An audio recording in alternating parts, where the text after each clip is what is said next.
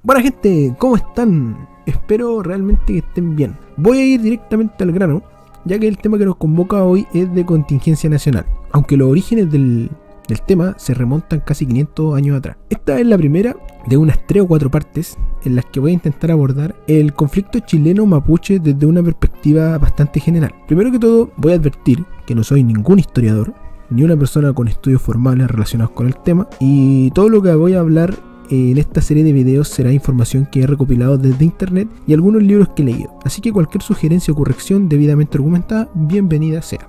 Para tener una idea bien formada respecto del tema central, que es el conflicto entre el Estado chileno y el pueblo mapuche, es conveniente partir desde el origen mismo. Para hablar del pueblo mapuche que conocemos hoy en día, es necesario entender cómo se formó este y de qué manera fueron habitando los territorios del sur de lo que hoy se conoce como Chile y Argentina. Estos territorios son un punto muy importante en el conflicto ya mencionado. Desde el principio vamos a partir entonces. Ya está fuera de duda que el poblamiento del continente americano se produjo en oleadas sucesivas de migraciones procedentes desde Siberia, de origen mogol, que cruzaron a través del actual estrecho de Bering, el cual durante varios periodos interglaciares pasó de ser un istmo a un puente que unía Asia con América entre Siberia y Alaska. Entonces primero fueron habitando ese pasadizo y posteriormente fueron migrando hacia el continente americano para comenzar a poblarlo desde el norte hacia el sur. Esto no se produjo en un día para otro. Esto inició hace más de 40.000 años y se prolongó durante el periodo del Pleistoceno hasta los comienzos del Holoceno, 12.000 años antes del presente, o sea, 12.000 años atrás terminó este periodo. Entonces, una vez en América, las oleadas de inmigrantes se desplazaron buscando territorios más favorables para su subsistencia, o bien retirándose hacia el sur ante el empuje de nuevos inmigrantes más violentos y numerosos. Entonces, en esta idea, en esta dinámica que tenemos en la cabeza, hacia el año 12.000 a.C., el poblamiento de América ya había alcanzado el extremo sur del continente, o sea, lo que hoy conocemos como el sur de Chile, incluyendo Tierra de Fuego. Específicamente, cómo se formó el pueblo mapuche y todos los aspectos culturales que conocemos de él hoy en día es una incógnita. Hay 4 teorías, de las cuales 2 son las más aceptadas, que intentan explicar el origen y la formación de este pueblo. Una teoría dice, más que una teoría, una hipótesis, postulada por el arqueólogo austriaco Osvaldo Menggin, propuso en 1909 que los mapuches se habrían originado en la Amazonía y que posteriormente habrían emigrado pasando por el centro de la Argentina y posteriormente cruzando la cordillera de los Andes hacia los territorios del sur de Chile y Argentina. ¿En qué se sustenta esta teoría? Y por lo tanto, por eso no es tan aceptada, literalmente no fue aceptada, se basaba netamente en la similitud entre los rasgos culturales de algunos grupos de aborígenes de la Amazonía con el pueblo mapuche, lo cual no es un argumento fuerte para postular esta hipótesis como una teoría. Otra hipótesis, que es la que fue más aceptada hasta hace un par de años atrás, incluso hoy algunos todavía la ponen en los libros escolares de Chile, fue la postulada por Ricardo Latcham, un etnólogo y arqueólogo inglés, quien fue director del Museo de Historia Natural de Chile entre 1928 y 1943. Este compadre postulaba que el pueblo mapuche se formó a través del contacto entre algunas culturas sedentarias y pacíficas, como los picunches y los huilliches, que ya estaban acá en Chile, con una cultura invasora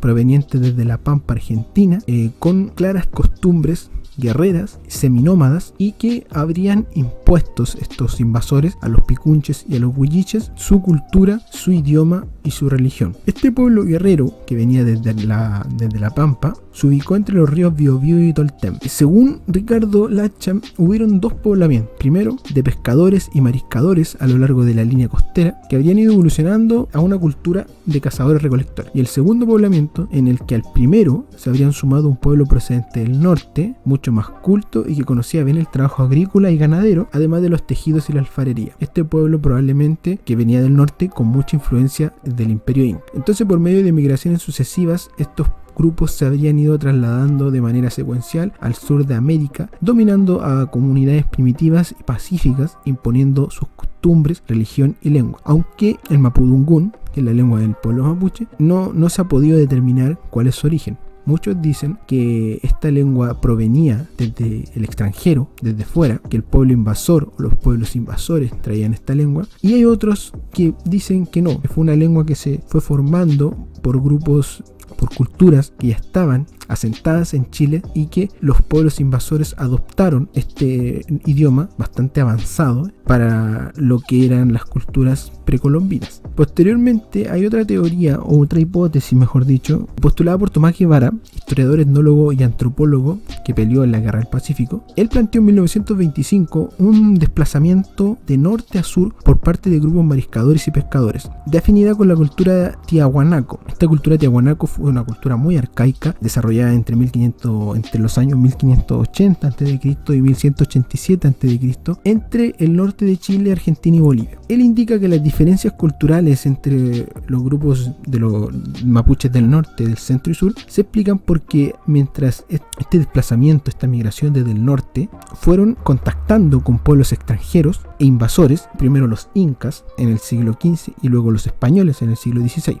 Posteriormente, el catedrático argentino Roberto Porcel adhirió a la hipótesis un origen peruano de los mapuches, diciendo que los aymaras se habrían desplazado desde el norte al sur de Chile por las guerras entre el Antisuyo y el Constituyo. Bueno, ¿qué son el Antisuyo y el Constituyo? A grandes rasgos son suyos del Imperio Inca. ¿Qué son suyos del Imperio Inca? Son 4 divisiones en las que el Imperio Inca dividió su territorio. Entonces, 2 de esas divisiones estaban en guerra y el pueblo aymara fue trasladando hacia el sur escapando de estas guerras. Lo que, según este catedrático, argumentaría como un posible origen del pueblo mapuche. Luego de proponerse todas estas hipótesis, la más aceptada fue la de Ricardo Lacham, la que dice que desde un pueblo invasor con costumbres guerreras y mucho más violento, desde la Pampa Argentina llegó a territorio chileno, pero lamentablemente no existían pruebas arqueológicas a su favor, ni lingüísticas ni etnográficas, y por lo tanto comenzó a aparecer una nueva hipótesis poco más sustentada con pruebas arqueológicas y lingüísticas, que habla de una teoría autoctonista. ¿Qué dice esta teoría a grandes rasgos? Dice que el pueblo mapuche que conocemos hoy en día y todos los aspectos culturales que eso conlleva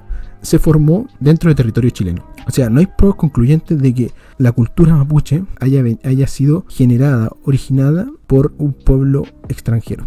Entonces, claro, se descarta en esta teoría que el origen venga desde las Pampas, el Chaco o la Amazonía. Entonces hay estudios que se hicieron basados en los descubrimientos de un antropólogo estadounidense llamado Tom Dillehay, que ha hecho muchos estudios sobre los mapuches en Chile, quien ha encontrado incluso yacimientos arqueológicos de grandes túmulos de tierras llamados Cuel, lo que indicaría que su data es mucho más antigua a estas supuestas invasiones de pueblos extranjeros. Por otro lado, hay estudios arqueológicos de una académica austríaca llamada Grace Monsny, que realizó varios estudios sociales acá en Chile y confirman que había una temprana unidad cultural entre los pueblos que habitaban el sur de Chile y no se aprecian rasgos de un pueblo proveniente de la Pampa. No hay. O sea, todas las pruebas arqueológicas indican que no sucedió la invasión de un pueblo proveniente de la Pampa. Entonces, ¿qué dice esta teoría?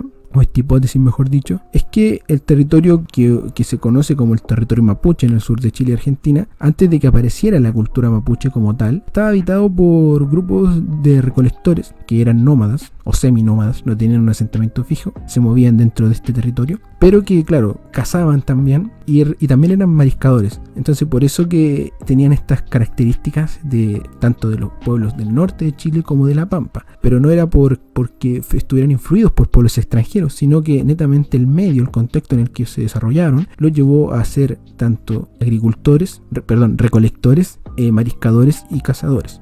Entonces, ¿qué es lo que postula esta teoría? Porque de alguna forma se formó la cultura mapuche y el pueblo mapuche. Dice que dentro de todos estos grupos que coexistían, uno se levantó sobre el otro, así de simple, e impuso su lenguaje y sus creencias. Pero todavía no se puede afirmar con precisión cuándo se originó la etnia mapuche. Solo hay una evidencia que dice que alrededor de los años 500 y 600 a.C.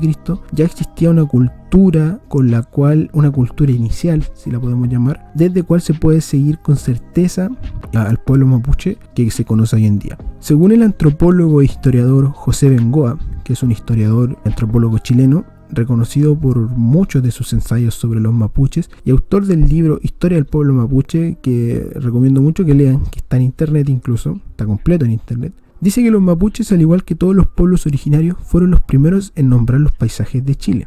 Entonces, claro, eran pueblos originarios de Chile, ya estaban acá y no provenían de ningún otro lado. También dice que los antiguos mapuches, según todas las nuevas teorías, serían originarios del propio territorio chileno, no vienen de afuera. Se trataría de grupos antiguos que fueron evolucionando y cambiando. Es probable que también establecieran contacto con otros pueblos del norte. Dice que la secuencia de los hallazgos arqueológicos recientes es clara. Existiría una relación, por ejemplo, en la cerámica de los grupos alfareros del norte chico del centro de Chile y el sur mapuche. Entonces, claro, esta cultura que estaban haciendo, lo que vamos a conocer como cultura mapuche, comenzó a entrar en contacto con los pueblos del norte. Por eso que hay una relación en esto de la cerámica entre los pueblos del norte y el sur de Chile. Pero el origen del pueblo mapuche no viene necesariamente desde el exterior. Entonces, en síntesis, ¿qué es lo que dice José Bengoa? Que podríamos decir, simplificando, que las culturas fueron aprendiendo unas de otras, de norte a sur, a través de muchos siglos, y ya a partir del siglo VII, los enterramientos, cacharros, tejidos y demás señales culturales encontradas por los especialistas muestran que la cultura mapuche estaba cada vez más constituida.